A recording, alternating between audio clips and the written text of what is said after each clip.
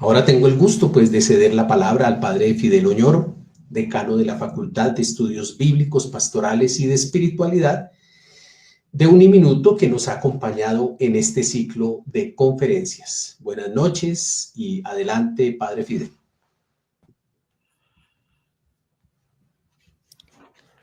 Muchas gracias, estimado doctor Alirio Reigoso Camelo, por la oración que nos ha ambientado en esta noche y por estas palabras amables de acogida a este hermano y servidor. Ante todo, quiero agradecer la perseverancia de cada uno de ustedes y el interés vivo que ha manifestado en estas 3 noches de formación bíblica que hoy concluimos. Esta noche los invito a hacer un gran viaje. Nos vamos de viaje esta noche. Un gran viaje con la Biblia para aprender a caminar con ella, dejando que sus palabras dinamicen nuestra esperanza. Una característica del jubileo es la peregrinación. Por eso el tema de esta noche en relación con la experiencia jubilar. Y el itinerario que haremos en este tercer y último espacio formativo nos va a llevar, espero, a descubrir el significado simbólico del caminar y en particular del dinamismo de la esperanza que le caracteriza. Podríamos decir el trazado de la ruta de la esperanza. Colocamos esta comprensión simbólica del caminar dentro de la percepción que Israel tiene del espacio y del tiempo. Porque con base en la manera como se perciben las coordenadas espaciotemporales, es como el pueblo entiende la manera como está llamado a vivir el don de la tierra, el ser comunidad, que es el foco hacia el cual apunta la esperanza en Israel y que luego será resignificado en la persona de Jesucristo. El de esta noche no es un tema secundario, no lo es para nada. Toca lo más profundo de la identidad de Israel y de los primeros cristianos. Traza un arco que va desde el Génesis hasta el Apocalipsis, que envuelve la Sagrada Escritura entera, desde Abraham en adelante, pasando por Moisés y el Éxodo, hasta llegar a Jesús y a los primeros cristianos. El pueblo de la alianza siempre se autocomprendió como itinerante, como caminante. Somos los peregrinos. La teología del peregrinar ilumina como si fuese la luz en medio de toda una noche. La peregrinación constela todos los textos bíblicos, tanto en el Antiguo como en el Nuevo Testamento. Y por eso la pregunta, ponerse en camino, peregrinar, supone un punto de partida y un punto de llegada, y por supuesto el diseño de una ruta, un mapa. ¿De dónde se parte y hacia dónde se va? ¿Qué es peregrinar? ¿Qué sucede al interior de esta dinámica que el verbo peregrinar entraña? Y una pregunta para muchos de ustedes, para quienes pastorean comunidades y tienen que ver con la ruta de nuestros hermanos, de una iglesia siempre peregrina, que implica este dinamismo de la peregrinación y de la esperanza para aquellos que animan y dirigen el caminar del pueblo de Dios. ¿Hacia dónde llevan a la gente? ¿Y cómo la llevan? Vamos a dar varios pasos en esta noche, 3 pasos y una conclusión. En primer lugar, vamos a situar las coordenadas de la teología del peregrinar en la Biblia. En un segundo momento, vamos a hacer un recorrido por el Antiguo Testamento, delineando la esperanza en el pueblo de la primera alianza. Paso número 3, haremos lo mismo, con el Nuevo Testamento en la persona de Jesús y los primeros cristianos. Y terminaremos con una conclusión. Comencemos con nuestro tema número 1. Punto número 1. Coordenadas para situar la teología del peregrinar en la Biblia. Es necesario siempre comenzar con una premisa, con un horizonte. Es necesario cuando se estudia la Biblia y por eso nuestro primer punto. Las coordenadas para situar la teología del peregrinar en la Biblia son 3. Delineemos entonces esta teología y espiritualidad del camino, apoyándonos en 3 datos fundamentales que constituyen a su vez 3 coordenadas de este dinamismo y que me permito enunciar a manera de tesis. Primera, el caminar en la Biblia es todo un arquetipo simbólico. Segundo, Israel le da un nuevo valor a la experiencia del viajar, la resignifica, tal como era vivida en el universo cultural del próximo Oriente Antiguo. Israel la resignificó desde su experiencia del Dios revelado. Tercero, dentro de esta experiencia del Dios revelado entra el aspecto de la espaciotemporalidad. El caminar supone un tiempo y supone también el atravesar un espacio. Tercera coordenada, el caminar es una manera como el ser humano domina el espacio y el tiempo. Detengámonos en la primera coordenada. El caminar en la Biblia es ante todo un arquetipo simbólico.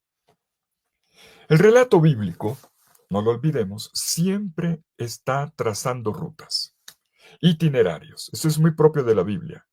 Y lo hace atravesando por caminos extremadamente tortuosos para convertirse en una lección. No solo sobre la superación de problemas. Hay quien ya dice, por ejemplo, con esta palabra de moda, resiliencia, que la Biblia es todo un libro que educa en la resiliencia. Yo estoy de acuerdo, pero la Biblia no es solamente esto. No es solamente uno de superación, o de resignificación o de reaprendizaje, es, y lo digo ahora desde el punto de vista teológico, un paradigma de conversión. Los itinerarios bíblicos son itinerarios de conversión. El que diseña la Biblia es un camino de transformación. Por eso, en la Biblia, el gran referente del peregrinar es la Pascua. Me van a decir, Fidel, ¿otra vez con la Pascua? Pues sí, la Pascua. La peregrinación en el resto de la Biblia es una continua actualización del camino del Éxodo. Lo voy a mostrar. Y con base en esta primera coordenada, podemos formular una tesis. Llamémosla una clave de lectura. Sabiendo algo evidente que acabo de evocar, todo camino tiene un punto de partida y un punto de llegada, ¿no es verdad? Pues en la Biblia, escuchen esto, el camino va del desierto al jardín. Esa es mi tesis. En la Biblia, el camino va del desierto al jardín.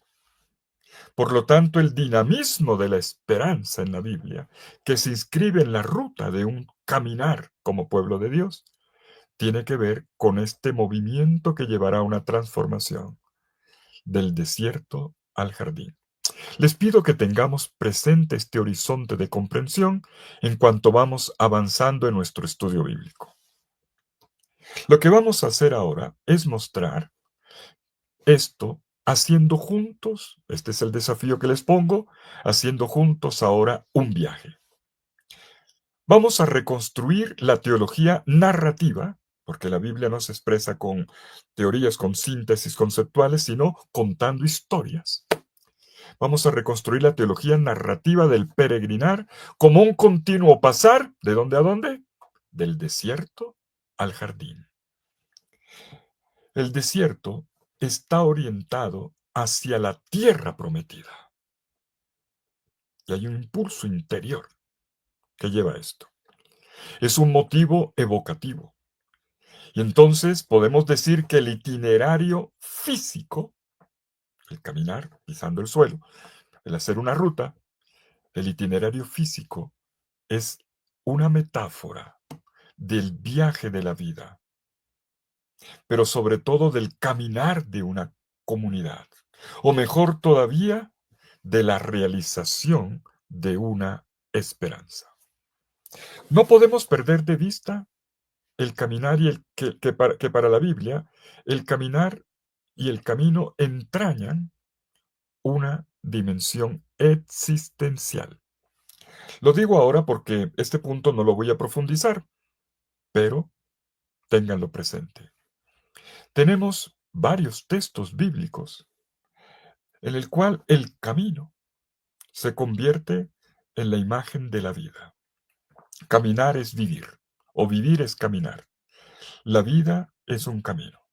Y este caminar nos hace entender que nuestra vida es un proyecto. Y por eso estamos siempre en viaje. Como una canción de nuestro vallenato de la costa Caribe, Los Caminos de la Vida, ¿no? Para los que no lo conocen, la música colombiana. Esto dicho en categorías un poco más filosóficas, en la reflexión que nos ha dejado como patrimonio la reflexión, la historia de la reflexión y la filosofía, se le va a llamar en latín, en la antropología, homo viator. El hombre es un homo viator. Estará siempre en viaje, siempre un caminante. Y la Biblia ha pensado esto. Es más, muchos de los filósofos que han desarrollado eso son filósofos hebreos. El hombre que desde su libertad, recordemos otra vez Éxodo, jubileo, actualización de la Pascua en el jubileo, el hombre desde su libertad y de su capacidad liberadora tiene que escoger siempre, en todo momento, entre dos rutas que tiene que previamente discernir: la de la vida y la de la muerte, la del bien y la del mal. Hoy podremos decir también la de la realización o la de la frustración, o también en términos teológicos, la de la salvación o la de la perdición. El libro del Deuteronomio, en el capítulo 30, versículos 15 al 19, nos hablaba ya de estos dos caminos. Y el primer salmo del Salterio está dedicado a esto, los dos caminos. Segunda coordenada. Israel le da un nuevo valor, resignifica la experiencia del viajar tal como era vivida y entendida dentro del universo cultural del próximo Oriente Antiguo. La Biblia y el pueblo de Israel que lo produce, o de donde proviene, más bien, que capta la revelación y nos entrega este texto, vivía en el contexto del Medio Oriente Antiguo, en medio de una cultura semítica. Israel no escapa a las categorías culturales del entorno, pero Israel no es un simple repetidor. Desde su experiencia de fe resignifica. El mundo oriental es un mundo que le da valor al viajar. El viajar, el caminar, el transitar es presentado generalmente de manera positiva. Se afrontan viajes por diversos motivos, como hoy también. Por ejemplo, la actividad comercial. Después, con el tiempo, se hablará de la ruta del incienso, la ruta de la seda, pero ruta para allá, ruta para acá, ruta terrestre, ruta marítima, rutas comerciales para la búsqueda de materias primas o el negocio, rutas para llevar mensajes entre un reino y otro, rutas de escape para exiliarse en otra tierra por una razón política o para escapar de una guerra, o tal vez cuando había sequía, cuando no funcionaban las cosechas o se moría el ganado, para buscar mejores tierras para sobrevivir. La movilidad, pensemos esto, pone siempre a la persona en una condición particular. Me hago entender. Lo coloca en situación de extranjero, fuera de su tierra. El extranjero se convierte en un servidor de otro en cada lugar por el que pasa. El desplazarse, el cambiar de lugar de residencia, provoca entonces una situación de extrema provisoriedad, incluso de exposición al peligro. En el mundo oriental, esto tengámoslo muy presente, poco se da el llamado viaje de placer, como lo hacemos hoy. Hay viajes que son de placer y que tienen un componente lúdico. Eso no existe como tal en el mundo antiguo oriental. Si bien poco a poco fue apareciendo, por eso dije casi. Cuando pensamos en la palabra viaje, nosotros hoy enseguida lo asociamos a vacaciones, a negocios, a viajes de estudio o de integración familiar, por ejemplo, entre otros. Un viaje hoy tendencialmente lleva a descubrir nuevos lugares, otras culturas, nos lleva a apreciar monumentos, pero no es así en el mundo antiguo. Esto no está en las categorías del Oriente Próximo Antiguo. La gente en principio era muy apegada a su tierra. Y esto es lo que ocurre con el pueblo de Israel. Si se moviliza, porque ocurre, es porque es forzado, por causas de gran urgencia, o por un gran deber, por una presión, como sucederá cuando tenga que crear comunidades fuera de la tierra, en la diáspora, o lo mueva un motivo religioso, que es el tema de esta noche, como la peregrinación al templo de Jerusalén para confesar y celebrar su fe. Y esto es un imperativo. Esto de los viajes al extranjero no era un asunto fácil. A un extranjero lo desprecian, lo ven como un invasor de espacio, como un portador de malas costumbres, como un aprovechado de la economía. Y entonces se ganan insultos y desprecios sin que haya despreciado, simplemente por el hecho de ser extranjero. Se siente, como se dice popularmente, como mosco en leche. Por eso, el extranjero, el forastero, pienso ahora en la Biblia, es colocado dentro de las normativas, dentro de la Torá, en la lista de los pobres y los desvalidos. Junto con el huérfano, la viuda, el pobre en general, está también el forastero. Y la Biblia vela por ellos. Dios pide que se cuide al forastero, que se cuide al migrante, que se cuide este caminante que por alguna razón tuvo que dejar su tierra. Se le dedica un espacio de cuidado porque son personas que se han vuelto vulnerables. Un caminante es un vulnerable. Entonces, Israel sí conoce un viaje, que es el viaje religioso y que se llama la peregrinación. Y este caminar le va a llevar a resignificarlo todo. ¿Cómo es que argumenta el libro del Deuteronomio? ¿Por qué? Acuérdense que ya expliqué aquí que la Biblia siempre argumenta. La ley se argumenta. Se exhorta dando motivos. ¿Por qué ocuparse del forastero? Porque tú fuiste forastero. Porque tú estuviste en Egipto. Y porque yo cuidé de ti. Ahora tú cuida de aquel que está sin tierra, que está sometido, que no tiene cómo. Y este es el jubileo. Esto es lo que la normativa bíblica está tratando de expresar. Y entonces, si caminar es una experiencia de la cual la Escritura habla, tenemos que poner atención, mucha atención, a la resignificación que partiendo de las categorías culturales del entorno, la Biblia ahora da como una novedad. Hay una novedad en la manera de entender todo este desplazamiento, todo este caminar, toda esta ruta, todo este peregrinar. Y esto me lleva a la tercera coordenada, donde recojo precisamente ya esta aportación de la revelación bíblica. Y lo voy a decir de esta manera.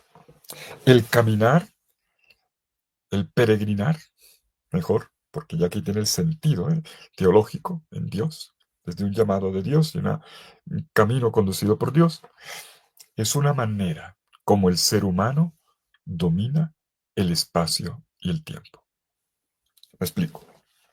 El camino, en la Biblia, se convierte en una experiencia simbólica decisiva de todo ser humano. Lo piensa para todo ser humano. Porque caminando, no solamente se atraviesa un espacio, se va de un lugar a otro, sino que se expresa también la propia manera de estar en él. Paradójicamente, el caminar pone a una persona en una condición de límite, pero también en una condición de apertura que lo lleva a superar ese límite. Y esto ocurre contemporáneamente, es como un oxímoron, las dos cosas al mismo tiempo, que parecieran contradecirse, pero no. Y me atrevo aquí a decir algo más de fondo. Piénsenlo bien, piénsenlo. Parto de la experiencia. Cuando me muevo en un espacio habitual, por ejemplo, estoy aquí en la habitación, yo puedo andar donde quiera, hacer mi casa, mi patio, mi barrio. Tengo el control del espacio.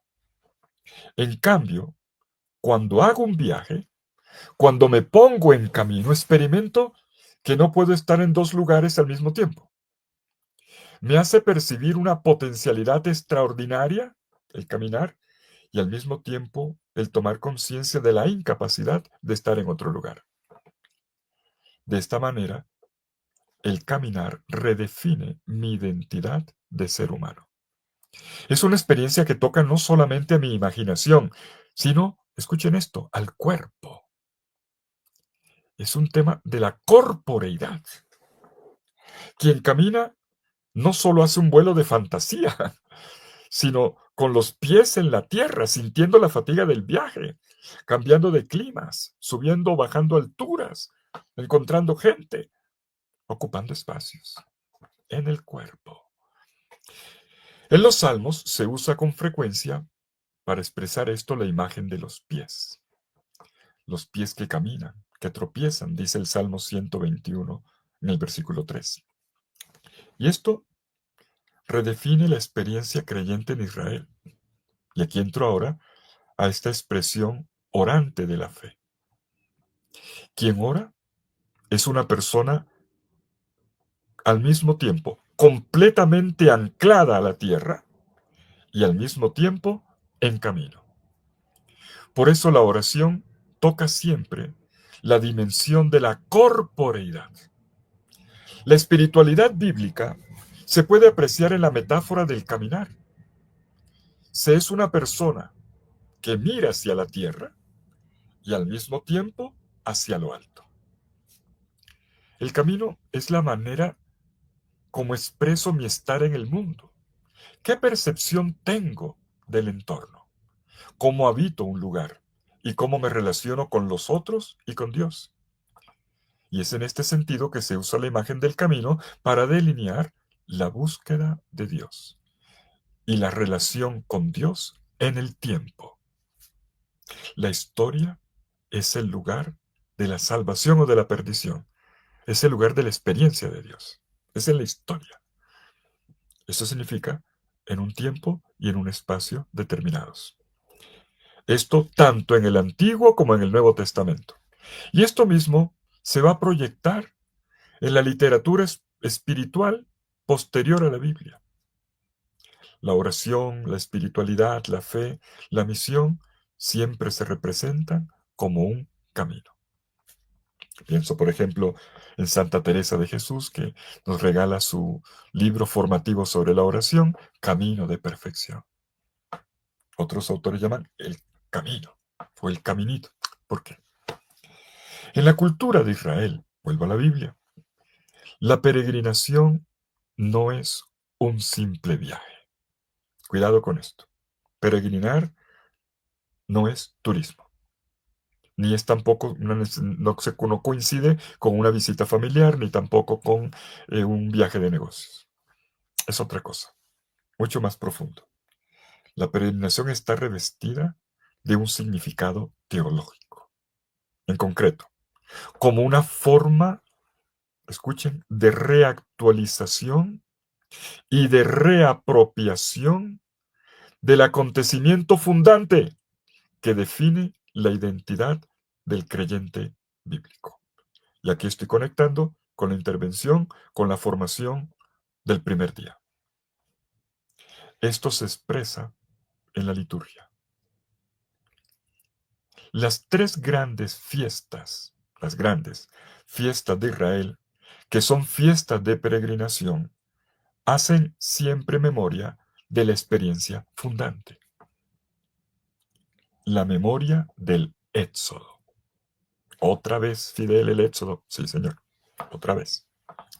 Primera gran peregrinación de Israel. En el año litúrgico de Israel. En el calendario litúrgico. Pesaj. La Pascua o la Pascua. Es decir, un camino. La salida de Egipto. Segunda peregrinación. 50 días después. En hebreo, Shavuot, que significa las semanas. Después en griego se dirá Pentecostés. Es la alianza del Sinaí. La celebración de la alianza del Sinaí.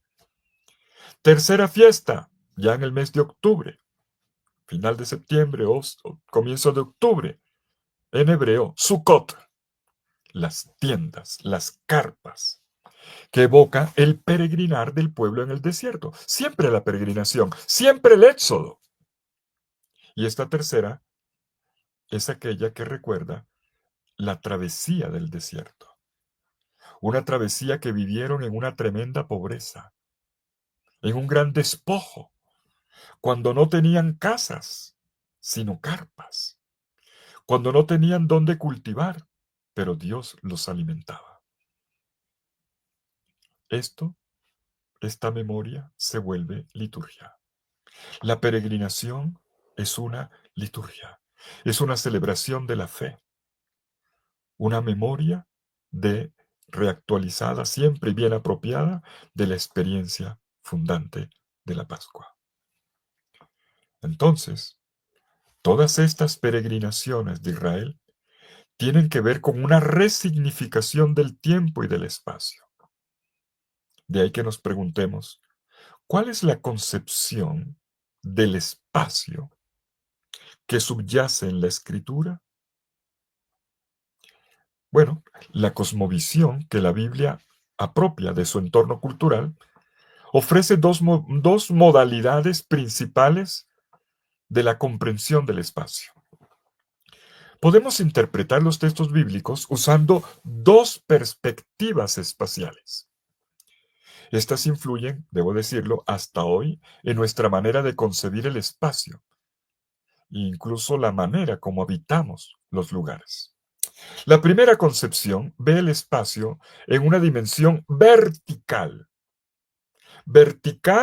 y dividido, estratificado en tres planos. Esta es la cosmovisión oriental semita de la cual la Biblia es parte. Y entonces estratifica. ¿Y cómo es el cosmos? ¿Cómo es el mundo?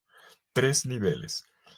El más alto es el cielo, el lugar donde habita Dios, y que está caracterizado por la belleza, por la transparencia, por la pureza, por la estabilidad, y que da tanta seguridad y que son características de lo divino.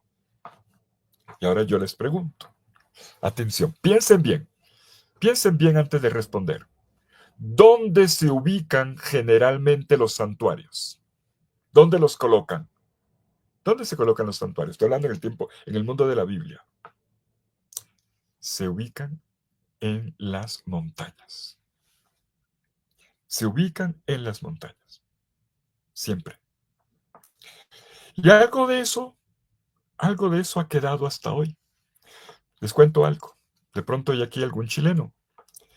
Recuerdo que hace algunos años, cuando fue la canonización del sacerdote jesuita San Alberto Hurtado, un gran santo, había una discusión. Recuerdo, estábamos allá en el pueblo de Hurtado, en la casa de retiros, en el pueblo de Hurtado, cerca de Milipilla. y la discusión, y la discusión era, bueno, la gente va a hacer peregrinaciones, pero por aquí necesitamos una montañita, decían, necesitamos una... Y decía, caramba, esto es muy bíblico, esto es muy bíblico. Al final, ninguna montañita, lo colocaron allá en el centro de la ciudad, en la casa donde estaba, y bueno, ahí está el santuario. En el mundo de la Biblia, el mundo, no digo el mundo, el entorno, donde había un lugar alto, ¡puf! Un altar. Ahí colocaba un altar. Antes de la fe ya vista, antes de la fe israelita, eso ya lo hacían. Por eso los profetas cuando quieren llevar a la fe de Israel y llevarlo de nuevo a la comunión con Dios en la alianza, que traicionan con la idolatría, con los Baales, ¿qué hacen? ¿Qué dicen los profetas que tienen que hacer los reyes? Destruir los altos. Claro. Muchas veces el santuario era la montaña misma. ¿Por qué? Claro, porque era una manera de aproximarse a Dios. Una montaña con su forma cónica, cuyo vértice apunta al cielo, era una imagen de el subir a Dios. Y la oración y la espiritualidad como una ascesis, lo que implica el subir. Miren, a ver, le voy a hacer otra pregunta. ¿Cuál es el símbolo de la oración? Hablo aquí ya de en la corporeidad humana. ¿Cuál es el símbolo de la oración? El símbolo por excelencia más frecuente. ¿Cuál? La persona con las manos alzadas. Muy bien, bravo. La persona con las manos en alto. Ya, tú una persona así, está en oración. Eso es muy bíblico. ¿Por qué se alzan las manos en oración? Porque tiene que ver con la cosmovisión. Porque en su mente Dios habita en el cielo. Y porque vamos hacia el cielo. Es una manera de decir, yo quiero tender hacia el cielo. Y Dios es mi plenitud. Dios es mi realización. Dios es la meta de mi esperanza. Y la realización de mi sed interior. A ver, otra pregunta. Esta es la noche de las preguntas. ¿Por qué se usa en la liturgia el incienso? ¿Por qué se usa el incienso, que es resina quemada? La más fina viene de Yemen, ¿eh? Por cierto, cuando quieran conseguir un buen incienso, digan el de Yemen. ¿Por qué? Porque sube al cielo. Como dice el Salmo 141 en los versículos 2 y 3. Que suba a tu presencia mi oración, que suba a tu presencia mi oración como una ofrenda de incienso, y mis manos levantadas como el sacrificio de la tarde. Aquí están juntas las manos en alto y el incienso que se eleva como si se fundiesen en una misma metáfora, en una misma imagen simbólica. Se podría utilizar otro perfume. Si la idea era llevar un perfume a Dios, se podía utilizar otro perfume, pero no servía. Se utiliza el incienso precisamente porque de forma visible expresa, ¿qué cosa? Una elevación. En el segundo plano, el primero, el cielo. El segundo, el plano central, que es el de la tierra, cuando se pensaba que la tierra era plana, como una monedita. El espacio habitado por los seres humanos. Una tierra que está orientada hacia el cielo.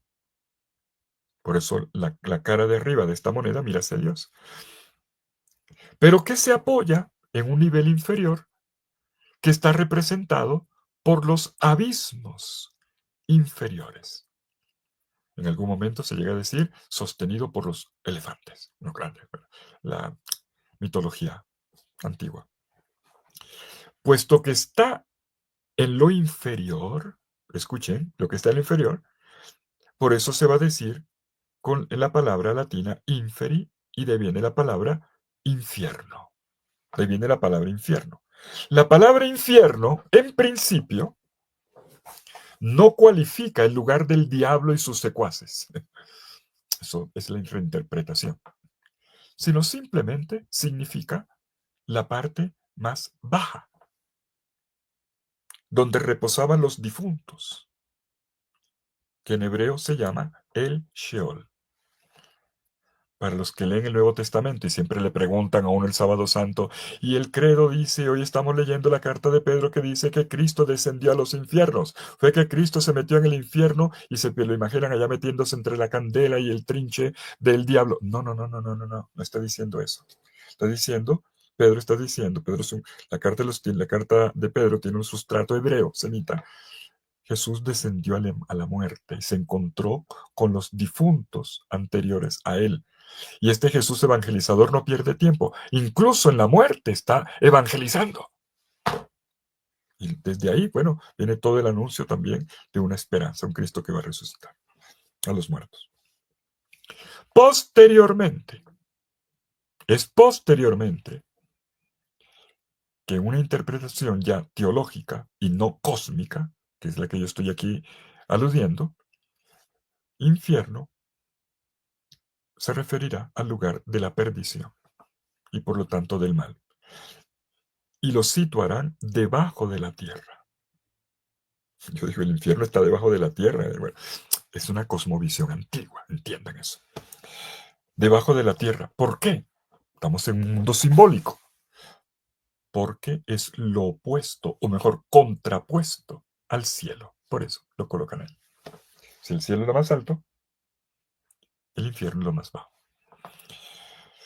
Mirando hacia abajo, aquí ya nos referimos a la muerte, Sheol, comprendemos la fragilidad, la condición de fragilidad de la vida humana, donde puede terminar lamentablemente el camino. Y es aquí donde la reflexión bíblica va a elaborar una escatología. ¿Voy hacia la muerte? ¿Simplemente hacia la muerte? ¿O voy hacia Dios? ¿Y cómo es esto? Y entonces comienza toda la reflexión bíblica preciosa. Esta estructura espacial que acabo de describir es portadora de una concreta concepción del ser humano. No es simplemente una cuestión de cosmología bíblica, no, de cosmovisión. No, es una antropología. Y esto es lo que encontramos en los textos de creación. Por ejemplo, el Salmo 8, que para mí es uno de los salmos más representativos de la antropología bíblica, al menos estimulante, cuando el orante que ha comenzado diciendo, Señor Dios nuestro, qué admirable es tu nombre en toda la tierra, en el centro del Salmo, justo en el centro geográfico del Salmo, el versículo 5, se pregunta, ¿qué es el hombre? Esa es la pregunta antropológica. ¿Qué es el hombre? El orante pregunta, ¿qué soy? ¿Quién soy yo? ¿Saben ustedes de dónde viene este Salmo? Es la oración, la experiencia de oración de un hombre del mundo antiguo, un campesino. En los tiempos en que no teníamos todas estas luces hoy de neón, eso no existía. La gente tenía lamparitas de aceite hasta que se le acababa y luego dormir temprano. Pues este hombre, en medio de la noche, sale de su cabañita en medio de la montaña o del campo y se encuentra, mira hacia lo alto, y se encuentra con el cielo llenito de estrellas, todo constelado de estrellas. Y este hombre de repente se sobrecoge. Se recoge dentro del mismo y se pregunta, ¿quién soy yo? Frente a todo este universo tan maravilloso, Señor, qué admirable es tu nombre en toda la tierra. Frente a todo esto, ¿quién soy yo?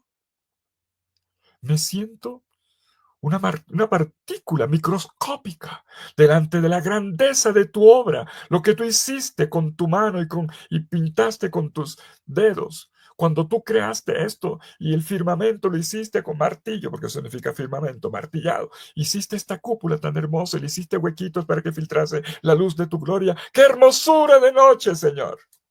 Ese es el Salmo 8. Y el orante pregunta, ¿quién es el hombre? ¿Quién soy yo para que en medio de todo esto tú te ocupes de mí? Me des tanta importancia. Tanto así, y entonces vemos aquí los tres niveles, la antropología. Lo hiciste poco inferior a los ángeles. Nivel 1, nivel 2. Pero lo coronaste de gloria y dignidad. Le diste el mando sobre las obras de tus manos. Los peces del mar, los animales. Y entonces lo que está debajo. El ser humano es una criatura que está debajo de su creador, pero no como pisoteada, sino sostenida, en el mejor de los sentidos. Pero al mismo tiempo ella está llamada a hacer lo mismo, no pisoteando la naturaleza, sino cuidándola y abrazándola como Dios cuida de él. Aquí podemos ver el ejemplo de cómo la cosmovisión se vuelve antropología. Hay una segunda concepción del espacio, que es la que más nos interesa en esta noche. Es la que lo ve, miren, como tres círculos concéntricos. A ver, vamos a imaginar un poquito. Tres círculos concéntricos. El externo, ahora es todo horizontal, está representado por los abismos. El siguiente, por la tierra, el intermedio. Y el del centro, el núcleo, por el santuario, el templo. Esta es otra manera de representarlo. Y esta es genuinamente bíblica. Es una concepción del espacio, ¿saben una cosa? Que ha incidido en algunos diseños arquitectónicos, urbanísticos, hasta el día de hoy. A ver, ¿dónde ponían antes de que hiciéramos esta urbanística actual? Antes, ¿dónde, cuando construían un pueblo, dónde ponían la iglesia? ¿Dónde la ponían? En el centro, en el centro. Esto viene del mundo antiguo. Y es precisamente el reflejo, la reproducción de este esquema. En el centro, Dios. El santuario, el signo de la presencia de Dios. Luego, la tierra. Y luego, un extremo peligroso e intimidante, los abismos. Es como si la vida humana fuese comprendida como un continuo itinerario de afuera hacia adentro, de la periferia hacia el centro. Un itinerario que lo arranca de los abismos de la muerte, de todo lo que arruina la vida y lo lleva al borde del precipicio, como el caos acuático del Génesis. Y el ser humano es liberado de esta condición, de un abismo del cual el hombre por sí mismo no puede salvarse, no lo podría atravesar. Y es aquí donde entra la intervención, la mano de Dios. El ser humano es arrancado de esta situación para ser llevado al medio. Primero a la tierra, pero luego desde la tierra al templo. Es decir, es una manera de decir a la comunión con Dios. Aquí, en este segundo círculo entre el abismo y el centro y Dios, tenemos el mundo que hoy llamaríamos profano. El mundo antiguo, el mundo bíblico, no distingue mucho entre sagrado y profano y la especialidad y la temporalidad, no mucho. Pero podemos decirlo, es el mundo de lo profano, el mundo de lo cotidiano, donde nos movemos todos los días, vivimos, caminamos, comerciamos, cultivamos, vivimos nuestra vida normal. Pero para encontrar el sentido profundo de este espacio de vida, esta necesita ser orientada hacia el centro. Por eso es necesario que el creyente lleve a cabo movimientos que lo conduzcan hacia el centro, hacia el lugar donde el Señor ha decidido establecer su nombre, su presencia, el lugar que ha puesto como signo de su presencia, mejor, de su Shekinah, y hacia donde el hombre, peregrinando y llevando eventualmente una ofrenda a Dios y un sacrificio, recibe la bendición que le permite regresar para vivir de una manera nueva esa vida de todos los días. ¿Entienden este movimiento? Y es aquí donde entendemos esta coordenada fundamental, la peregrinación. Así se configura la peregrinación en la Biblia. Esta imagen de espacio domina toda la concepción de la historia de la salvación, la manera de entender la historia de la salvación, la cual se puede entender precisamente así, como un ser arrancado, círculo externo, del caos del abismo, atravesando por medio de la tierra, donde estamos viviendo hoy, para llegar finalmente al lugar de la presencia del Señor, que es nuestro destino. Y aquí encontrar el cumplimiento de nuestro caminar en la vida. No ir en esta dirección es recular y arriesgarnos a la perdición. Nuestra vida está llamada para tender hacia allá. Y esta es la clave de lectura de todo el itinerario del Éxodo. Otra vez Fidel con el Éxodo. I'm sorry.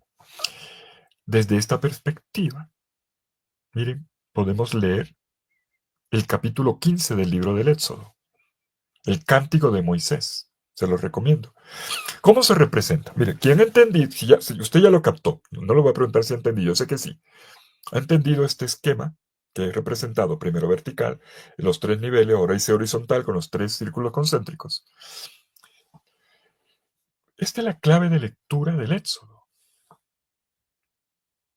¿Por qué en el Cántico de Moisés, que cantamos en la vigilia pascual como salmo responsorial, y caballo y caballero, y nos movemos, y el faraón, y ¿por qué se habla allí del hundimiento y del ahogarse del faraón y sus huestes, caballo y caballero incluido? ¿Por qué? Porque es la manera como Dios salva. Ellos se hundieron en la perdición, salvando a su pueblo, pero haciendo justicia con estos que los oprimían. Caen en la muerte, la destrucción. Entonces se describe un combate impresionante que vence los abismos. ¿Quién como tú, Señor? Adonai mi jamoja, se dice en hebreo. ¿Quién como tú? De donde vendrá la palabra Miguel, el nombre Miguel. ¿Quién como tú? Adonai mi jamoja. Terrible entre los santos, terrible en santidad.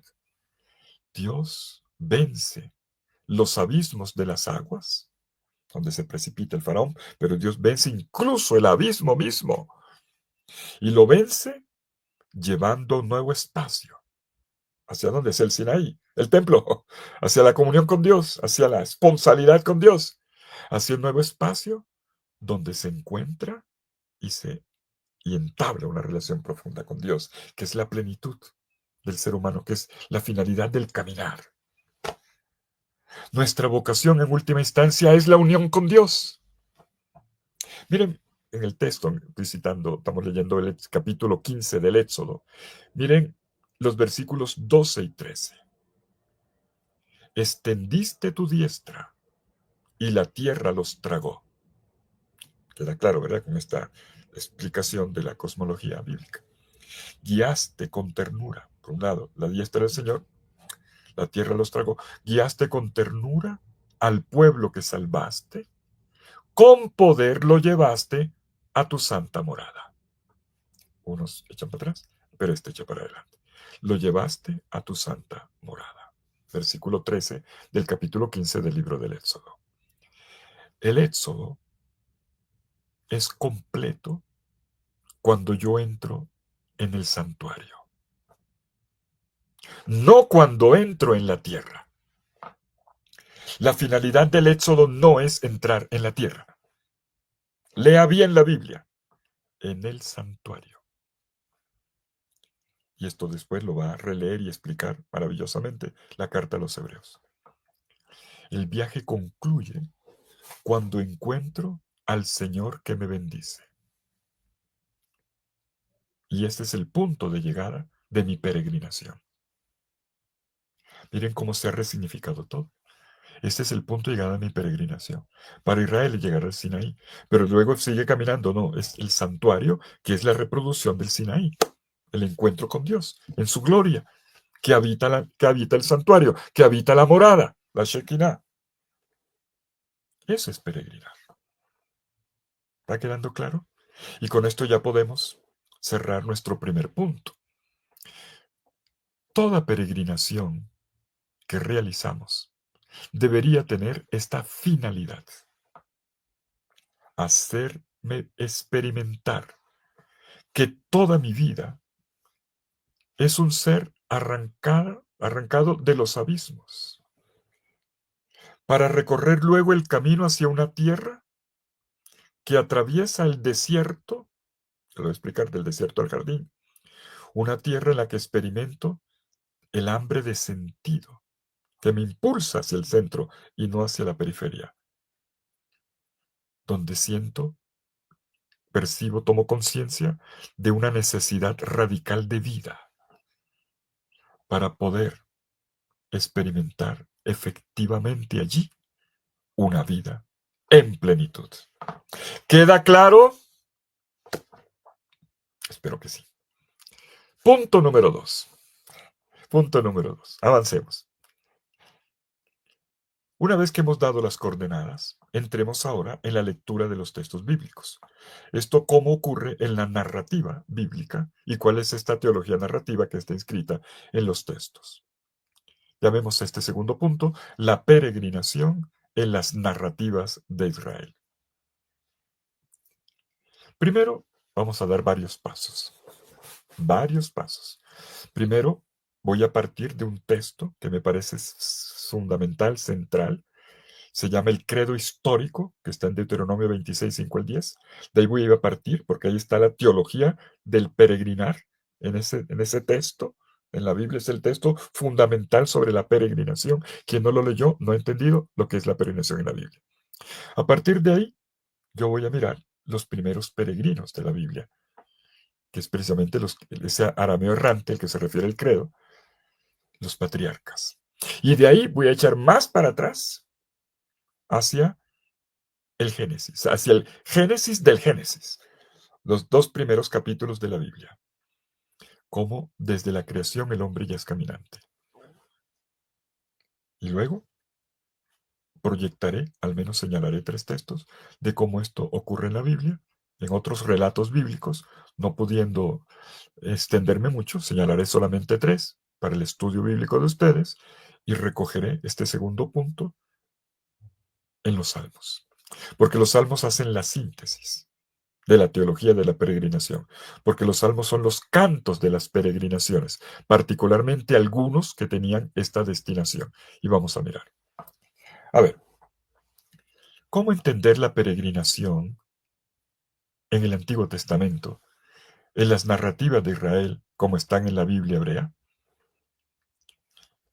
Comencemos con un texto que define al israelita como un peregrino. Israel se autodefine en la itinerancia. ¿Alguno de ustedes se acuerda cómo comienza el pequeño y famoso credo histórico? Algunos me van a decir, padre, ¿qué es eso del credo histórico? Lea la Biblia, lea la Biblia.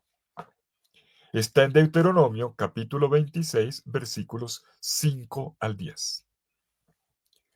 Es un texto litúrgico, un texto que debía recitar el peregrino en la liturgia del templo en Jerusalén, en el templo de Jerusalén.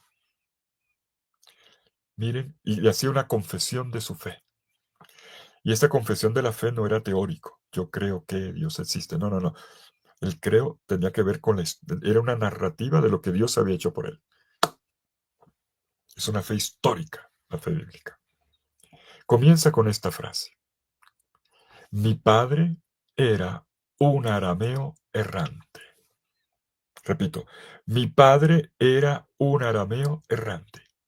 Y sigue enseguida describiendo. Cuenta cómo el pueblo bajó a Egipto, siendo pocos, cómo allí crecieron, cómo fueron hechos esclavos, cómo en esta esclavitud le clamaron al Señor, cómo el Señor escuchó el clamor de su pueblo y vio su dolor, cómo los liberó con mano potente y los trajo a la tierra. Y termina este credo diciendo, es una liturgia, entregando la ofrenda delante del altar al sacerdote. Este es el momento alto de la peregrinación, la liturgia. Dice, de manera, así que ahora he traído las primicias de los frutos del suelo que me ha dado el Señor. El tema de la tierra está aquí. Se viene con lo que le dio la cosecha de ese año, la primicia es para Dios, porque está reconociendo que todo esto es don de Dios. Todo es don de Dios. Primero la gratuidad, el don de Dios. Lo recordábamos también en la conferencia segunda, la de ayer.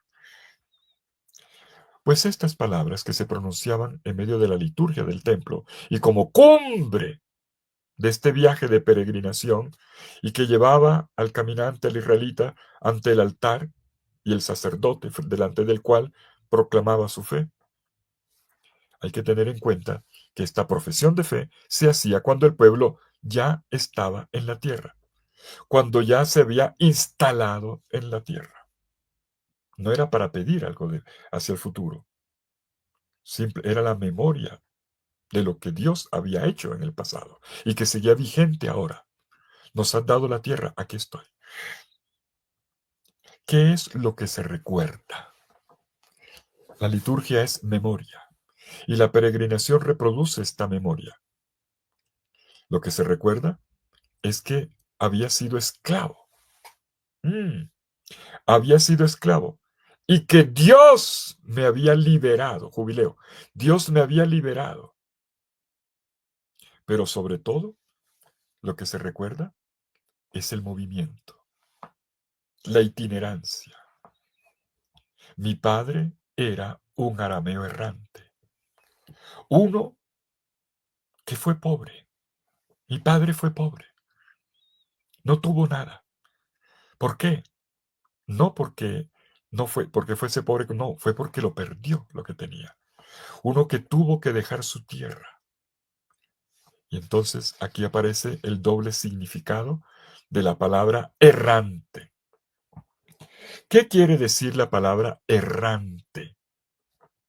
Errante significa uno que camina, pero también uno que se equivoca. Eso es un error, decimos. Uno que ha errado, que se ha equivocado. Uno que anda dando vueltas, perdido. Por lo tanto, es un caminante que en la ruta ha puesto en riesgo su vida frente a situaciones amenazantes. Pero todo esto ya pasó.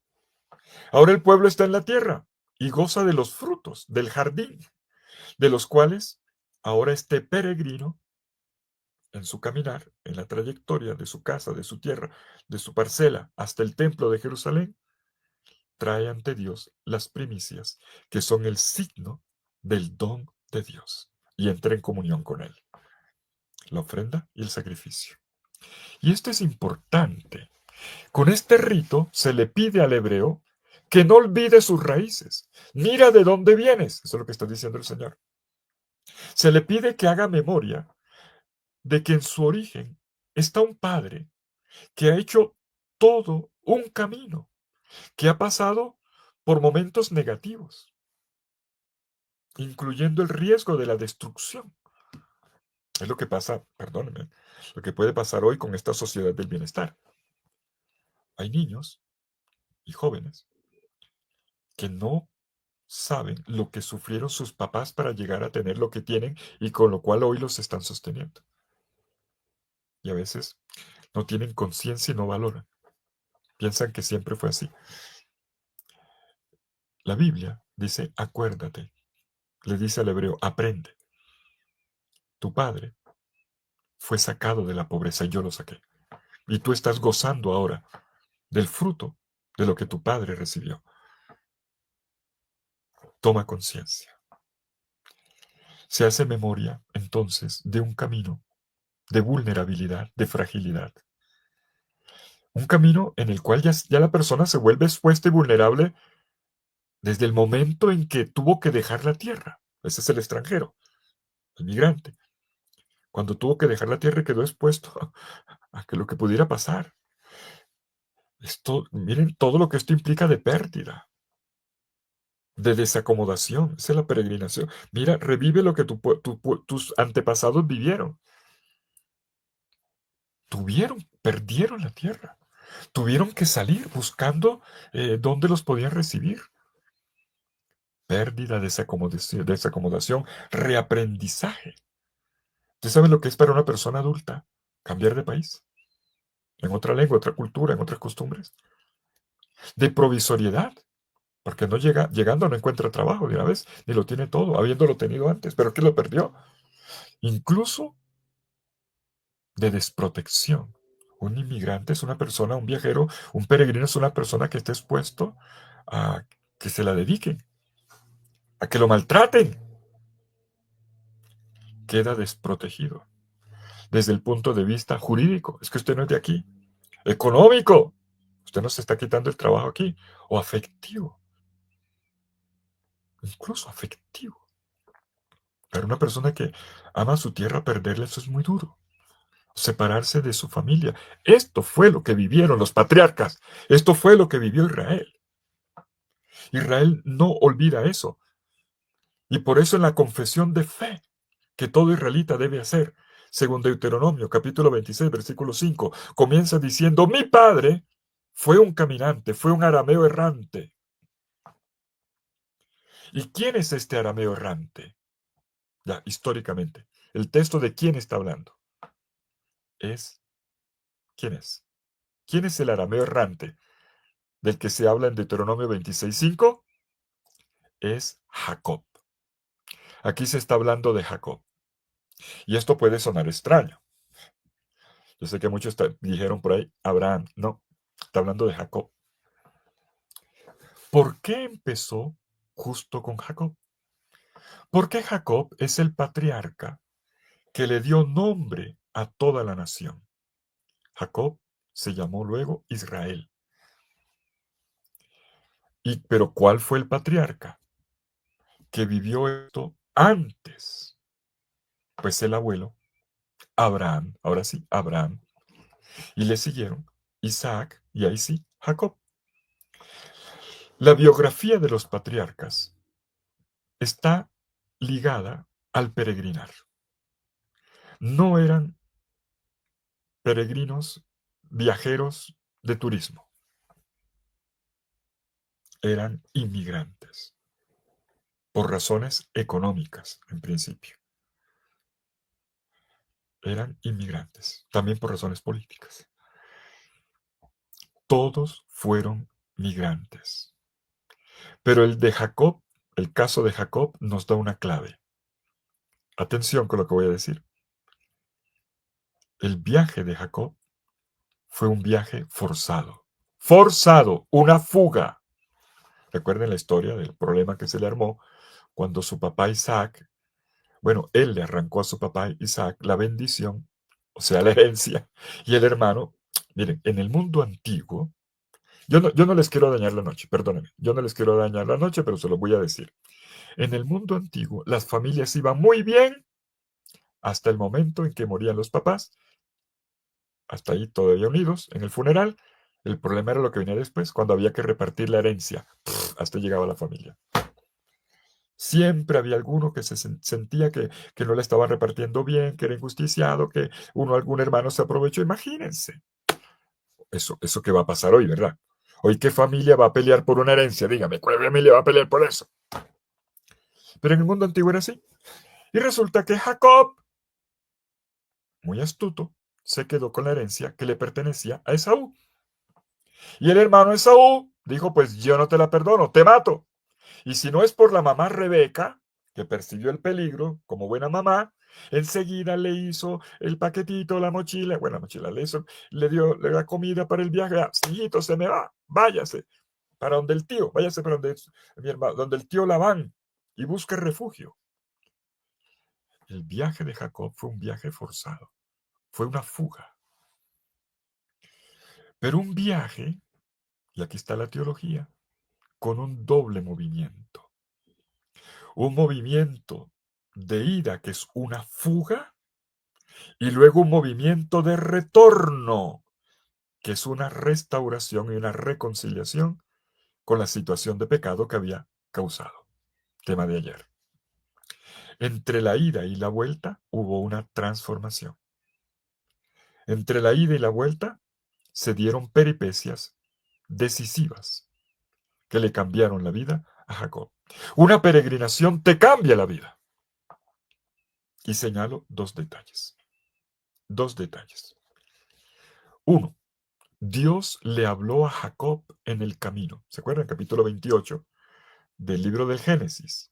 Cuando iba huyendo de sur a norte, cuando pasa cerca del sitio que después va a llamar Betel, todavía no existía porque precisamente se llamará Betel por lo que le pasó ahí. ¿Qué le pasó ahí? Estaba cansado, se quedó dormido, recostó la cabeza en una roca Y entonces en medio del sueño vio una escalera y a los ángeles de Dios subir y bajar.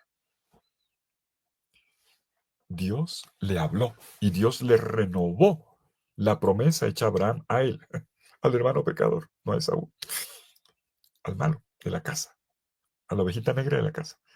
Dios le renovó: yo estaré contigo. Y luego en el viaje de regreso, ya después que en la casa de Labán se había casado con la prima, con la Raquel, la bonita, y con Lía, la menos bonita, y ya venía con sus hijos, con toda la prole y con todo el ganado que tenía. Se fue pobre, venía rico, se fue solo, vino con familia, y en el camino otra vez Dios le vuelve a hablar. Una noche, en medio de la montaña, en medio del valle del Yabok, en el lugar que se llamará Penuel, que se llamará así porque después de haber luchado con el ángel toda la noche, Penuel significa ver a Dios, el rostro de Dios, Aná, el rostro de Dios. Después de pelear toda la noche, Dios al final le gana la batalla por medio del ángel, torciéndole el muslo, y entonces lo dejó cojo. Y esto es interesante. Dios a Abraham le habla cada capítulo del libro cada capítulo le está hablando Dios a Abraham. Con Jacob solamente 2 veces. Y esto marca la teología narrativa: el viaje de ida y el viaje de vuelta. La peregrinación es un viaje de ida y un viaje de vuelta, dentro del cual ocurre una transformación. Jacob no regresa igual. Y este es el arameo errante. Segundo, les pido ahora que agudicemos, segundo detalle, agudicemos más la observación. Cuando Jacob regresa, ¿vuelve tal cual como se había ido? Ya dije que no. Se fue pobre y regresa rico. Se fue solo y regresa con familia. Un viaje de transformación. Pero, este es el segundo detalle, una transformación que lo ha purificado del pecado, del error, del errante. ¿Me hago entender? El error del errante, que lo mandó con una ruta de una fuga. Lo purificó. Regresa después de ver a Dios, o no lo vio, después de la lucha con el ángel, de la experiencia de Dios en Penuel. Paso siguiente, se encuentra con su hermano Esaú, que no lo quería pero ni poquito. Pues, la que le hizo, imagínense la que le hizo. Y entonces Jacob ya llega preparado. Está dispuesto a que su hermano acabe con él, y su hermano no acaba con él. Su hermano lo perdona. Dios preparó el camino. Esta es la peregrinación. Regresa para una reconciliación. Tema de ayer, repito, el corazón del jubileo es el perdón.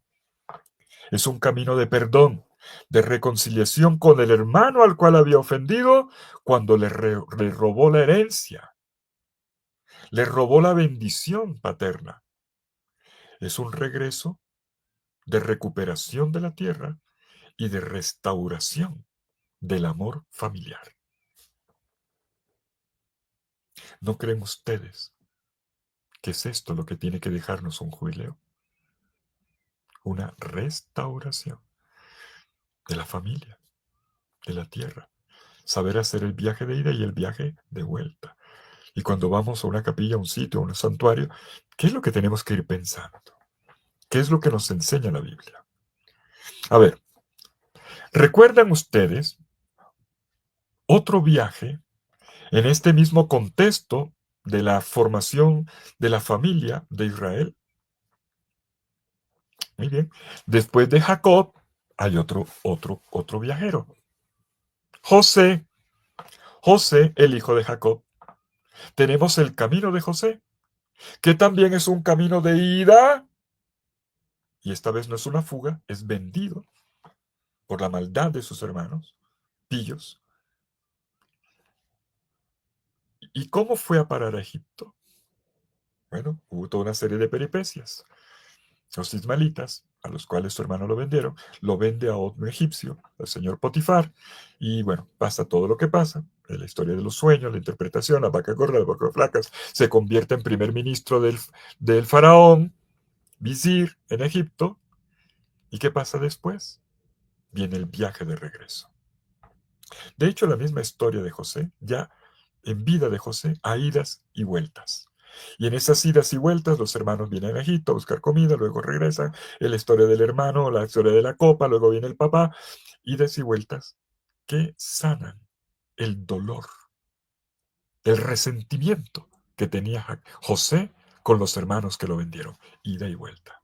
Pero aquí, la ruta de la ida y de la vuelta no es errática, es salvífica.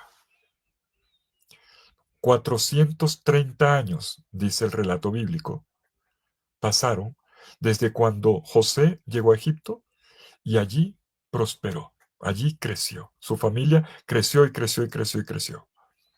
Y fueron sometidos a esclavitud. Y 400 años después viene el viaje de regreso. Un viaje de regreso que es el éxodo. Otra vez Fidel con el éxodo. Un viaje claramente de transformación que no se hizo de un día para otro. Fueron 40 años. Y ciertamente este es el gran viaje. Y yo les pregunto otra vez, ¿será que hay más viajes que reproducen este camino de ida y de vuelta, o sea, exodal, como un camino de transformación en la Biblia? Lea la Biblia, lea la Biblia. Pues sí, claro que lo hay. Tenemos otro gran viaje, enorme. Se llama el exilio, la deportación a Babilonia, el destierro. Un viaje también que es una transformación. Van en negativo y vuelven en positivo, consolados.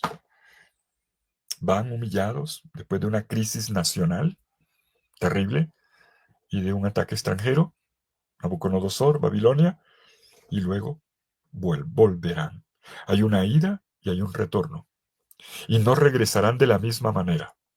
Tanto así que el exilio en Babilonia, en los años 500 antes de Cristo, será releído, reinterpretado a la luz del primer éxodo, ocurrido unos 700 años antes, probablemente. De hecho, el exilio será la experiencia traumática que nunca olvidarán en la historia de Israel. La segunda será la destrucción del templo en el año 70 después de Cristo. Pero esta es la experiencia traumática. Habla más de ella que del mismo éxodo. El éxodo es la categoría interpretativa. Pero el dolor mayor fue ahí. Porque el problema no era simplemente venir y tener la tierra. El problema es cuando tú la pierdes. ¿Y por qué la perdieron? Bueno, es toda una historia. Y podríamos, por eso, preguntarnos, ¿por qué en Génesis, me devuelvo al Génesis, hay tantos viajes? ¿Entendemos ya el por qué? ¿Y qué tipo de viajes son? Cuando ya son resignificados, no son simples viajes, son peregrinaciones, porque son experiencias transformadoras de Dios. Ahora, devolvámonos hacia el comienzo del libro del Génesis. Ya vi la historia de Jacob, la historia de José, y cómo esto se proyecta después, más adelante, en el éxodo, y del éxodo, el exilio. Ahora me voy a devolver. Vámonos a las primeras páginas del libro del Génesis. Yo lo llamo el Génesis del Génesis. En este caso, pues, el Génesis del peregrinar. Lo dicho hasta aquí me permite retroceder hasta el primer viaje del ser humano en toda la historia, según la Biblia. Es el que tiene lugar cuando es creado. Uy, qué bonita esta teología. Ya desde el principio el hombre está caminando. Desde el Génesis. Y entonces aquí encontramos esta clave interpretativa. Del desierto al jardín. Tenemos dos relatos de la creación. El primero en el capítulo 1 del libro del Génesis, el poema de la creación en 7 días, y luego tenemos otro, mucho más narrativo, el primero es más poético, el segundo más narrativo en el capítulo 2. Estoy en el capítulo 2. ¿Cómo creó Dios en el capítulo 2? Es otra versión de la creación. En el desierto. En el desierto. Se dice que no había llovido sobre la tierra. No ha llovido sobre la tierra. ¿Cuál era esa tierra? Pues un desierto. Y una vez creado con el polvo de tierra de desierto, el Adán es hecho con tierra de desierto. ¿Qué hace Dios? Siga leyendo el capítulo 2. Dios lo conduce al jardín, al Edén, al jardín. Y estos son los primeros pasos de la humanidad según la Biblia. La peregrinación del desierto al jardín. Luego vendrán los retrocesos. Ya estoy en el capítulo 3. Con el pecado, el hombre retrocede. ¿Recuerdan los 3 círculos? Ir hacia Dios o ir hacia el abismo. Con el pecado, el hombre retrocede hacia el abismo. En este caso, hacia el desierto. Después del pecado, se pasa, es expulsado del jardín, ¿a dónde? Al desierto. Lean el capítulo 3, cuando se dice que la tierra no le dará fruto, o la tierra será avara y tendrá que trabajarla mucho. Está hablando del desierto. Vemos el desierto generado por el pecado. Vemos a Adán, el pecado desertifica la tierra, seca la tierra.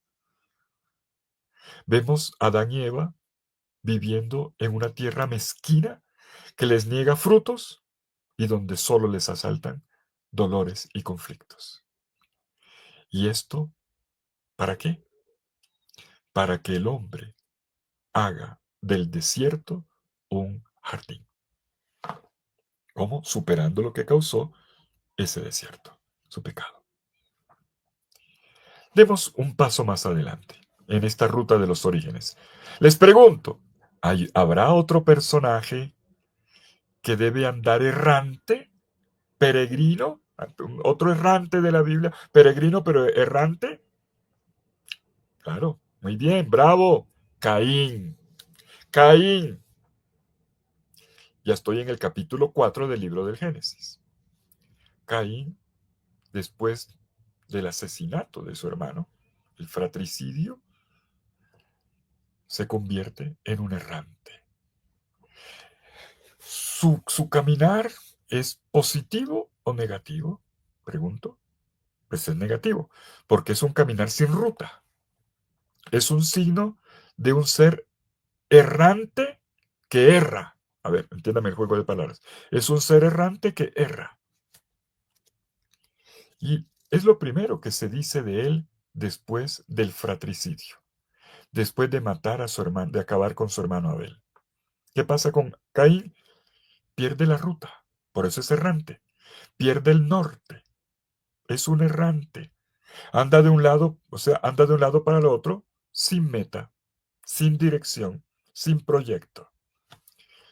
En el versículo 16 del capítulo 4 del Génesis se dice que estaba, ¿dónde erraba? En el país de Not. Y resulta que Not en hebreo significa errante. Es como decir, andaba errando en el país del errar. A ver, entiéndame. Como quien dice, no hay llegada, no hay meta. Es un andar siempre perdido. No hay referentes, no hay norte. Y no tener una meta es una maldición. Porque es no tener sentido, no tener dirección en la vida. ¿Para qué hago lo que hago? No tener meta es una maldición.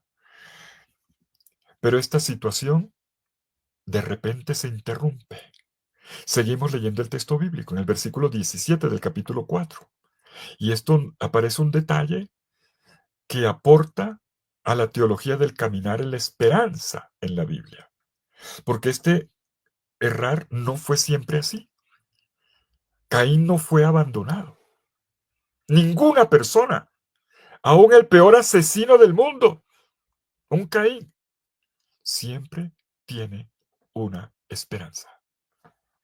Siempre tiene una posibilidad. Les voy a hacer una pregunta.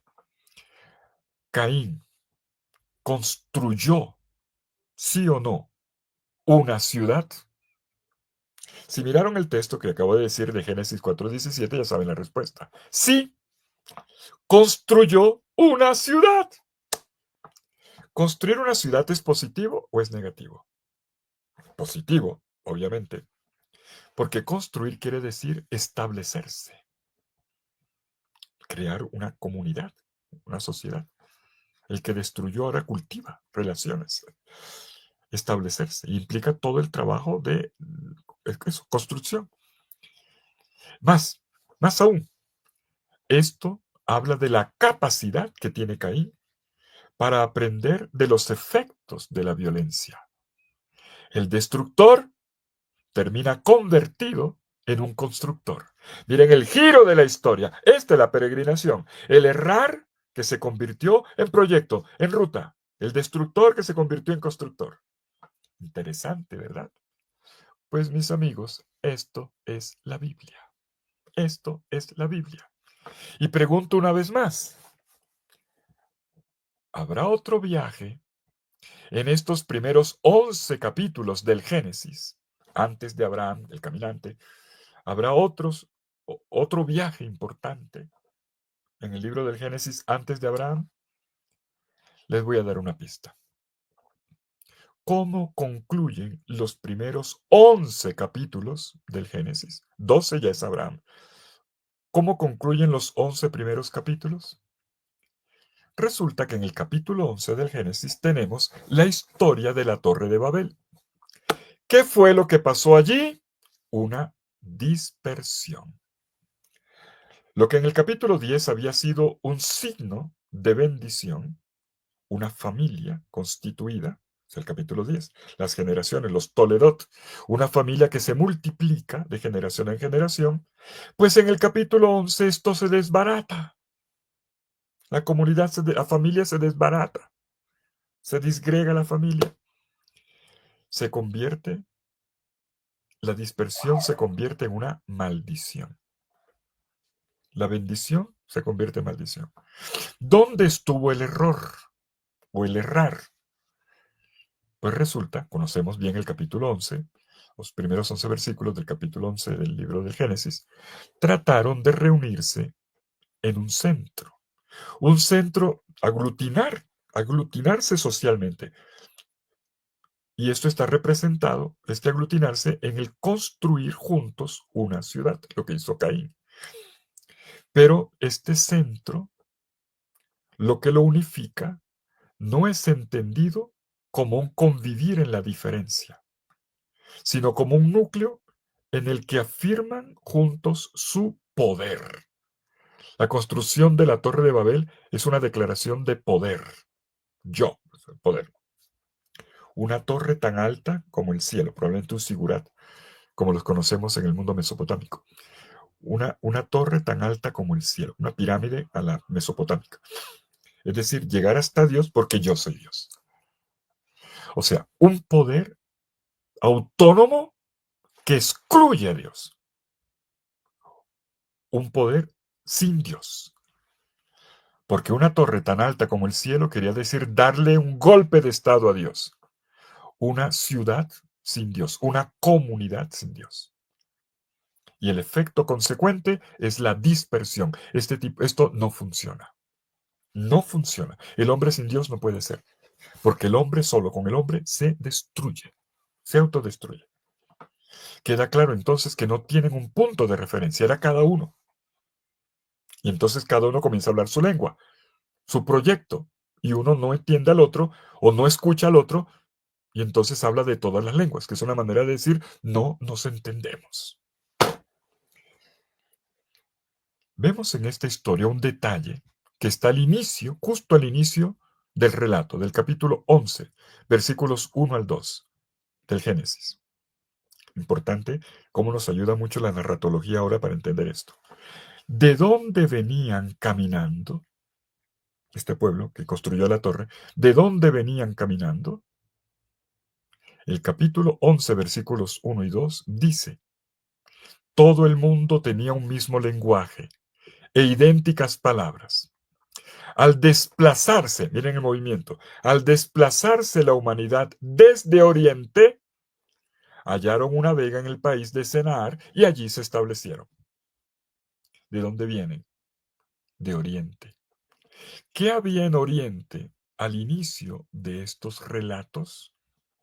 Hay que leer la Biblia en orden, ¿eh? Lea la Biblia. El jardín. El jardín. migran desde Oriente. Venir desde el Oriente quiere decir tomar distancia del jardín. Y esto quiere decir desorientarse. Perdieron el Oriente. Desorientarse. Terminaron erráticos. Es un errar errático. Si yo me desoriento, pierdo la posibilidad de construir una comunidad en la que, si nos reunimos para construir una sociedad, una socialidad positiva. Eso es importante. Si yo me desoriento, ya no puedo construir la comunidad. No puede ser. Nos dedicaremos a pelear y a acusarnos y no funciona. No funciona. Entonces tengo necesidad, al final esto resulta positivo, de descubrirme disperso para recuperar la orientación. Y esto es lo que viene enseguida con Abraham, a quien Dios llama desde Oriente, pero con un camino nuevo orientado por su palabra y Dios será el centro. Pues en el capítulo 11, la clave inicial, la clave de la lectura inicial del relato de Babel está en esta orientación que terminó en desorientación. Y visto desde este punto de vista, este relato nos abre una perspectiva interesante. Se pusieron, ¿qué fue lo que pasó? Se pusieron a sí mismos como meta. Hombre, yo no soy la meta de mí mismo. La sociedad no tiene la meta en ella misma. Y una meta así es problemática. Y esto es lo que significa el hacerlo sin Dios. Mi meta está afuera. Ayer hablamos del ser excéntrico. ¿Se acuerdan de ayer? El centro no puede ser uno mismo. Entre nosotros mismos, de manera autónoma, lo que hacemos es que salgan a flote nuestros intereses personales, nuestros egoísmos, nuestras vanidades, y que terminemos destruyéndonos unos a otros. ¿No es lo que ocurre en la humanidad?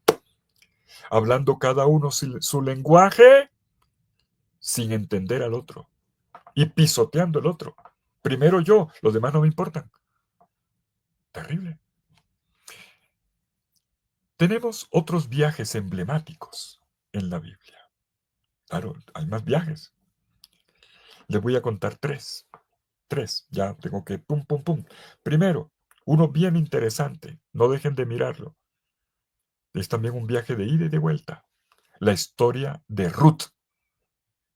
Es una gran peregrinación. Comienza con Noemí. Noemí que vive en Belén, se vio obligado a dejar el pueblo porque no había comida y no había cosechas. Entonces se va con su familia como una migrante y llega a Moab.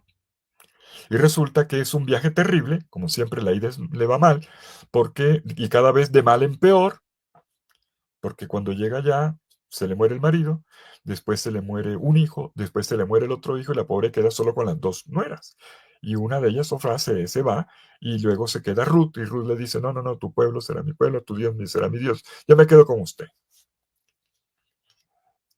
Se queda solamente Ruth y juntas emprenden, interesante ya, una nueva comunidad, emprenden el camino de regreso. Y este camino de regreso, que tiene sus peripecias, abrirá un nuevo futuro para Ruth. Y la extranjera resultará siendo nada más y nada menos que la tatarabuela de David. Otro relato, segundo relato ya fuera en medio de la Biblia, un relato profético. Bueno, historia de profeta, no es una profecía, una historia de profeta. Algunos dicen una novela bíblica. Está bien. Se llama Jonás. Es un viaje vocacional. Su viaje fue el de una fuga que fue reorientada.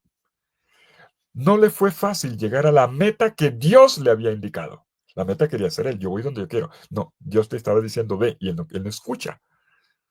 Y Dios le dice ve a Nínive y él se va, vete a Oriente, él va para Occidente. Pero al final llegó a Nínive. ¿Cómo llegó? ¿Por las buenas? El cetáceo, la ballena. Y cuando llega allá, todavía Jonás no aprende. Resulta ser una ciudad que él piensa que no lo van a escuchar, pero ocurre todo lo contrario. Es la historia de una reorientación. Inclusive al final es una orientación del profeta que quería castigo. Señor, ¿por qué no los castiga? Porque yo soy misericordioso. Así como tú me pides que tenga misericordia de del ricino que te está quemando la calva porque era peloncito, ¿cómo no voy a tener yo misericordia de este pueblo que se ha convertido? Un viaje, una peregrinación que reconduce por la mano de Dios toda una historia. Otro, Tobías. Miren, este de Tobías es uno de los más interesantes. Yo hasta estoy pensando ahora, cuando venga la cuaresma, hacer una catequesis bíblica sobre Tobías, porque para mí es una peregrinación maravillosa. El libro de Tobías es un libro de peregrinación, pero otro tipo de peregrinación es un viaje de iniciación de un niño que se hace adulto. Eso es el libro de Tobías. Parece al inicio que lo que va a buscar es un dinero, ¿no? Pero se trata de otra cosa. Es la manera como se hace grande. Pero lo dejo en puntos suspensivos porque merece otra noche. Terminemos nuestro recorrido sobre el Antiguo Testamento haciendo una síntesis. La peregrinación es un dinamismo de esperanza que hace el tránsito del, del desierto al jardín, de la desorientación, recuerden el oriente jardín, al camino, a la ruta, que no está en mí. Me hace salir de mí mismo para encontrar el verdadero centro de mi vida y de la comunidad, que es Dios. Un tránsito del deterioro a la reconstrucción y a la consolidación. El libro del Salterio nos ayuda a hacer la síntesis. Dentro del Salterio hay una colección de salmos que se llaman los salmos de las subidas o de las ascensiones. En realidad es de las peregrinaciones. Sir Maalot se dice en hebreo. De las subidas, porque de la subida al templo. El templo está, corona la colina o la montaña de Sión. Por eso ir al templo era subir. Ya le dije, los santuarios se colocaban en la montaña. Y entonces, entre los salmos 120 y 134, tenemos la belleza de 15 salmos, que es como el pequeño manual del peregrino. Es el libro de los cantos de la peregrinación y las indicaciones para el caminante, para el peregrino bíblico. En este año de peregrinaciones, léanse los salmos 120 a 134. Miren el salmo 122, que dice: qué alegría cuando me dijeron, vamos a la casa del Señor. Ya están pisando nuestros pies tus umbrales, Jerusalén. Es el canto por excelencia de los peregrinos. Notemos cómo se describe no solo un camino de aproximación del peregrino al templo, al monte Sión y al santuario, al templo de Jerusalén. Aquí ocurre algo más. En la medida en que caminan, ya están pisando nuestros pies, en la medida en que caminan con la mirada puesta en la meta, que es el encuentro con el Señor, van ocurriendo transformaciones en los corazones de quienes caminan. Ese Salmo 122 describe la justicia. Esta es la sede de la justicia. Pero luego describe como la ciudad bien construida, la ciudad bien compacta, que significa la ciudad de la justicia y de la fraternidad. Y es la ciudad también de donde sale la bendición de hijos a nietos. Sabemos que este tercer salmo realmente nos muestra lo que ocurre cuando un hermano en el caminar reconoce a su otro hermano. Caminamos juntos. Tengo un hermano en el trayecto. Y entonces por eso se ora por la paz. Deseen la paz a Jerusalén. Vivan seguros los que te aman. Haya paz dentro de tus muros y en tus palacios seguridad. Y esta paz, este shalom, madura en el peregrinar de tal manera que el último salmo, el penúltimo, el 133, dice, miren, qué bueno, qué dulce, cuando los hermanos habitan juntos. El Salmo 120, con el cual empieza los salmos de peregrinación, era un salmo de violencia, un salmo de guerra, un salmo de muerte. Pero el orante comienza a hacer el camino. En el camino encuentra al hermano, madura la paz y concluye. Qué bueno, qué dulce, cuando los hermanos habitan juntos. Ine. Bueno, bonito ese texto, casi que se lo digo aquí en hebreo porque me encanta, me encanta, me encanta. Ine matov umanaim shevetahim gam yahat. Me encanta ese salmo. Por lo tanto, tenemos, mis queridos amigos, un itinerario espiritual construido en orden a la paz. Y la paz no es solamente la tranquilidad interior, es la paz, que es el poder vivir en armonía, con bien, con todo lo que necesitamos, sabiendo que esto es un don de Dios. Significa calidad de vida en el presente y podríamos decir ahora con la escatología cristiana y eternidad de vida en el futuro. ¿Cuáles serían los elementos que compondrían una vida de paz? Según el Salmo 133, es la fraternidad. Una ciudad bien compacta es aquella que se convierte en una fraternidad. La comunidad de los hermanos que habitan en armonía, en unidad, y que hacen de esa fraternidad como un río de paz que irriga de bendición toda la aridez de la nación. Con estos salmos de peregrinación, con los cuales se hace la síntesis, la gran síntesis acerca de las grandes pinceladas de la teología del peregrinar en la Biblia hebrea, ya podemos concluir nuestro recorrido en el Antiguo Testamento y por razón del tiempo, otra vez, me he pasado el tiempo, podemos esbozar el Nuevo Testamento. Tercer y último punto, el peregrinar en el Nuevo Testamento. Jesús y sus seguidores como grandes peregrinos. Yo les pregunto, ¿Jesús fue un peregrino? ¿Jesús peregrinó? ¿Hay peregrinaciones en los evangelios? Claro que sí. Y si alguno dijo que no, lea la Biblia. Precisamente por ahí comienza la narrativa de la vida de Jesús. Jesús nace como un hebreo y crece en la tradición de sus antepasados de Israel, y él peregrina. Con Jesús se retoma el caminar de un pueblo siempre en peregrinación. Puntualmente, veamos. Tenemos el caminar de María, donde Isabel, una vez que escucha la palabra, se pone en camino. Tenemos el caminar de María y de José a Belén, donde nacerá este descendiente de David. Luego tenemos la peregrinación de María y José y el niño a los 40 días del nacimiento de Jesús, de la Navidad, al templo para ofrendarlo. Lo hemos explicado recientemente con mucho detalle. Siguen haciéndolo cada año. Y conocemos la historia de la peregrinación cuando Jesús cumple los 12. Y dice, según Lucas 2:49, debo estar en la casa de mi padre. Llego al centro. Debo estar en la casa de mi padre. El punto de convergencia. Y esto sin olvidar el viaje de ida y vuelta a Egipto.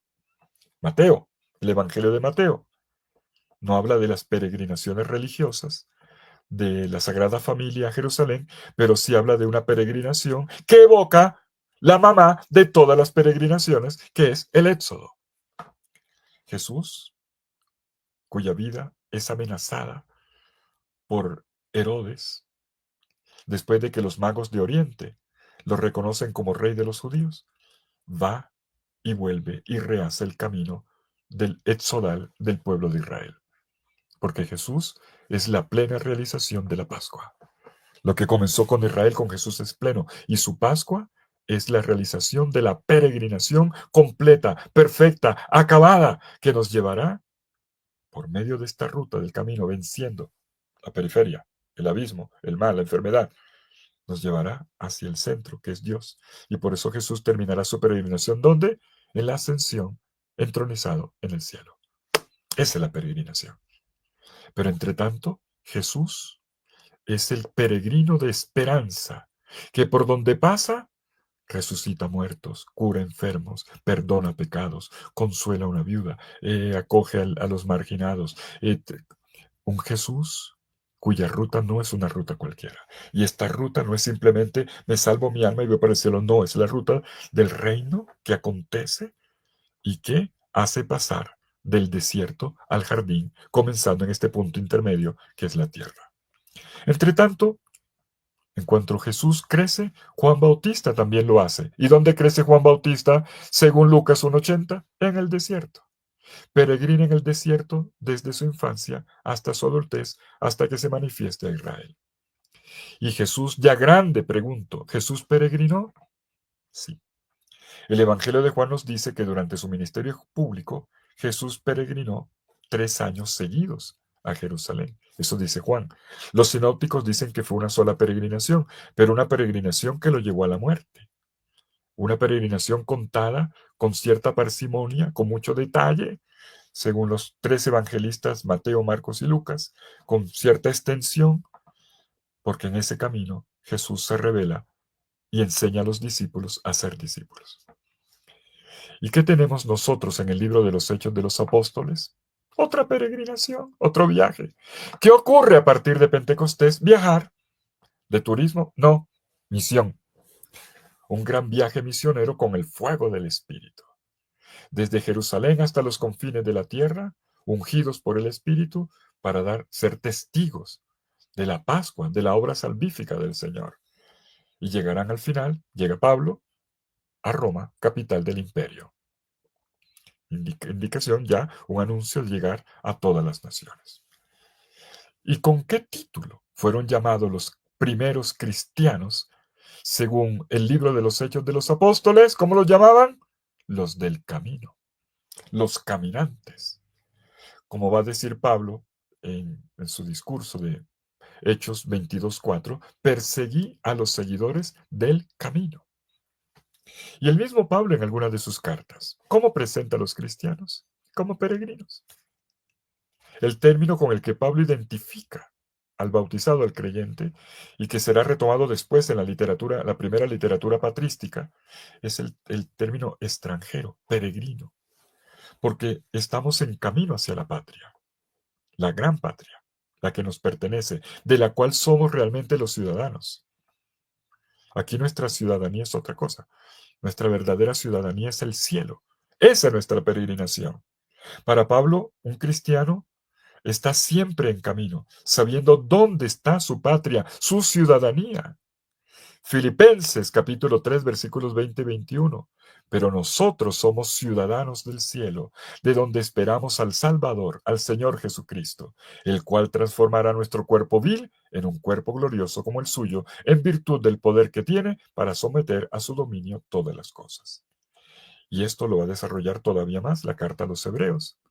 Toda la carta se lo recomiendo, el capítulo 11, la peregrinación de los patriarcas, el caminar de la esperanza.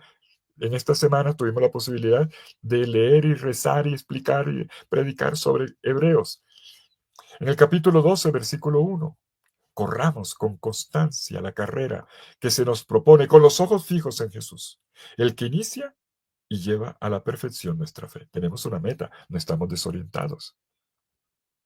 Pablo, a propósito de este correr, había dicho que el ser cristiano es como una carrera de atletismo para alcanzar la corona que no se marchita. Esa es nuestra vida, esa es nuestra peregrinación, donde esperamos ser victoriosos. Y en la primera carta de Pedro, ¿qué dice Pedro? Primera Pedro 2:11. Amados hermanos, como si fueran extranjeros y peregrinos. Y lo mismo encontramos en el libro del Apocalipsis. Podríamos decir que el tema del peregrinar es uno de los tópicos que da unidad al Nuevo Testamento, me atrevo a decirlo. El libro del Apocalipsis, ¿cómo termina? Con un jardín.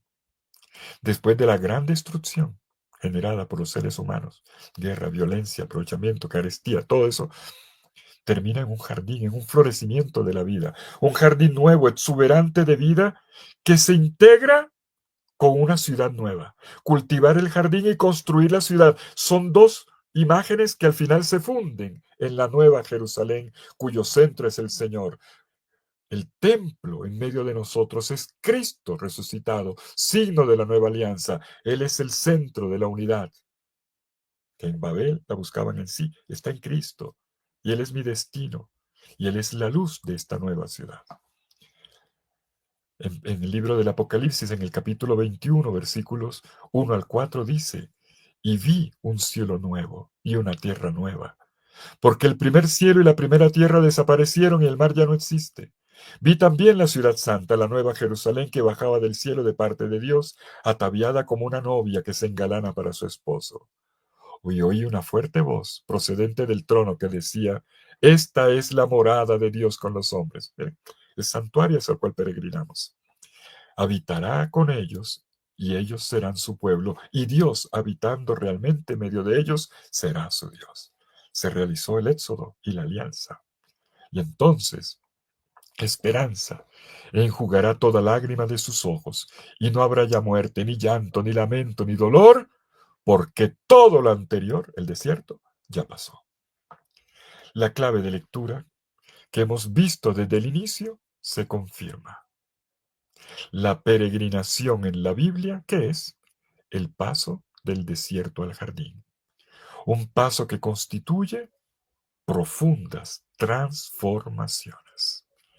En este tránsito del desierto al jardín, como se delinea narrativamente en los textos bíblicos, de los cuales en esta noche hemos hecho el estudio de los más importantes, se inscribe la ruta de la esperanza. Muchas gracias.